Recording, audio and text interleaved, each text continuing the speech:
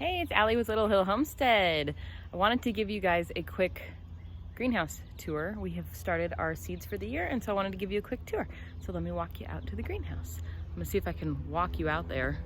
Here she is, Miss Lady Louise. I just love her, isn't she pretty? Let's see if I can walk and talk at the same time. So we've had Lady Louise for a couple years. We built her completely from scratch. Let me give you guys a little rundown. This is awful, I'm sorry. All the windows are from an old house that was getting torn down. And then all of the 2x4s and the 4x4s that we used on it were from a playground that used to be up in the corner of our yard up there. A tree fell on it. So that's where she came from. This is the worst angle ever. Sorry. Okay. Let's see if I can point you guys. Well, not great. Huh. Okay, let me see if I can find a place to put you that you can see everything. Maybe over here. If I set you there, I should have brought a tripod with me. Okay, that'll work. It's fine.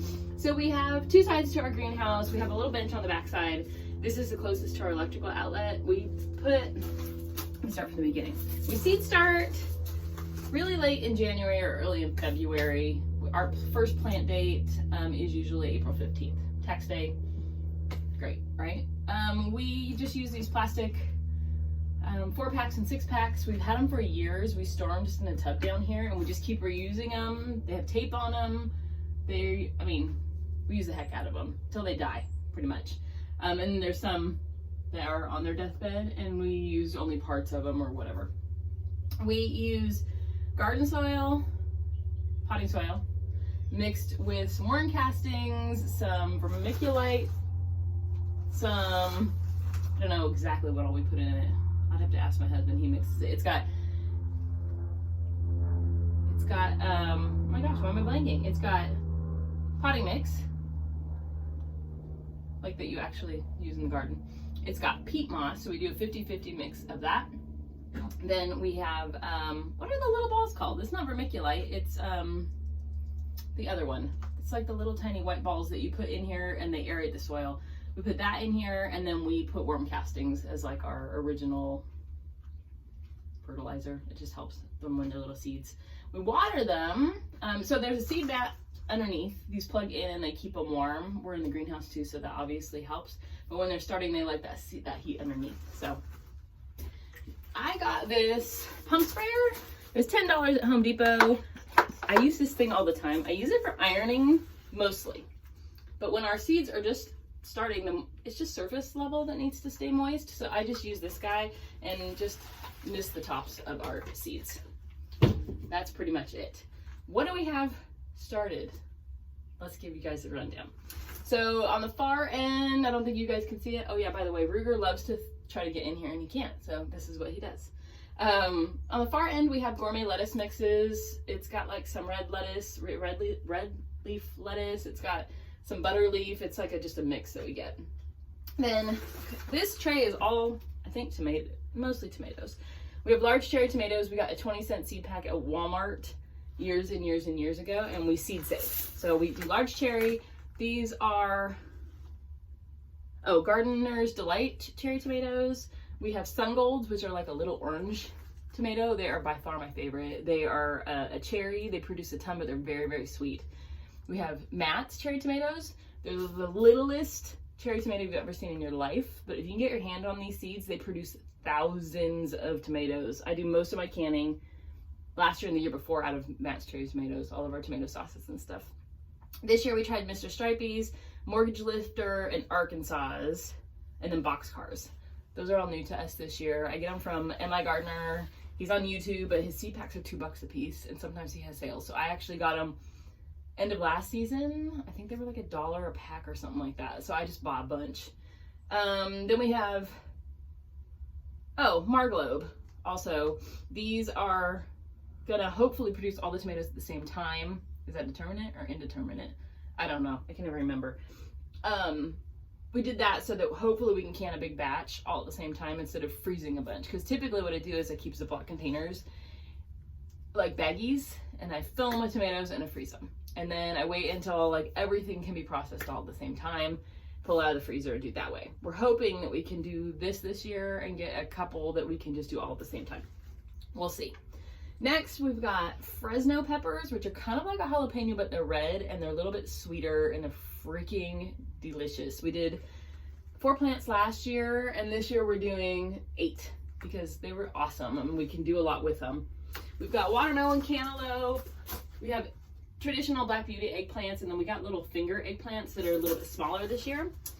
We got some lemon drop peppers, habaneros, jalapeno, poblano. Oh, let me get over there in a minute. Regular bell peppers, and then we did a new one this year. It's a big sweet pepper called a Jimmy Nardello. They're really popular in Italian cooking. Then we did purple tomatillo and regular tomatillos. And we're missing a tag. It's supposed to have ground cherries. We chose to try some ground cherries this year. They're like a tomatillo, but they have a pineapple flavor. So I'm excited about that. We've got, oh, they're over here. Just kidding. I did the ground cherries over here, it looks like. Yeah. I just used popsicle sticks with Sharpie on them. We've got cucumbers, herbs. We've got dill and sage, and I have other herbs behind me. We do marigolds because they bring in a lot of pollinators, and so we start those in here. We only do 4, and it's enough for our whole garden. We've got romaine, kale, some blue kale. Did you know that if you have 2 different kinds of kale, if bugs attack one, they usually don't attack the other? That's why I do 2 varieties. 1 cabbage because that's really all we need. It does enough for all my canning. We've got spinach, which the first year we lived in Georgia, we got the best spinach, and we've tried to grow it ever since, and it sucks. I can't grow spinach. I've tried every variety you can think of. I've tried it all different times of year. I don't know what the deal is, but I have a hard time with it. So I'm doing 18 spinach to try to make up for the fact that I can't grow it. Makes perfect sense, right? Then let me turn you guys around. So those are our seed starts. This side, I had some herbs from last year that we overwintered just to see if we could. They did okay. They're kind of not living life, but they're doing okay. These are basil we started last year from seed. This is an entire year of growing. I don't know what happened, but we're gonna put them in the ground this year.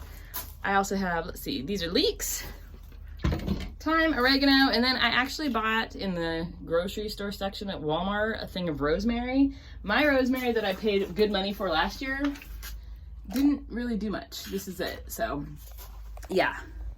So that's all of our seeds. We started them this weekend. I think it was like 2 or 3 days ago. We started them on, I think it was Sunday. It was awesome because it was freezing outside when we started our seeds. And we love to be outside, but not when it's like 35 high, right? So we came into the greenhouse, and just like I am now, I wore a jacket because it's cold outside. You get in here and it's literally like 85 degrees. Today's February 1st, but 85 degrees in here, you guys. I'm about to start sweating, but my plants love it. And I love having a greenhouse. I mean, these are the little, see, my kids got me this huge sign a couple years ago at Ren Fair. We have some bird's nests. We actually got wrens in this one last year. Then I felt bad because I was like, oh my gosh, it gets so hot in here. But they all survived. They got out just fine.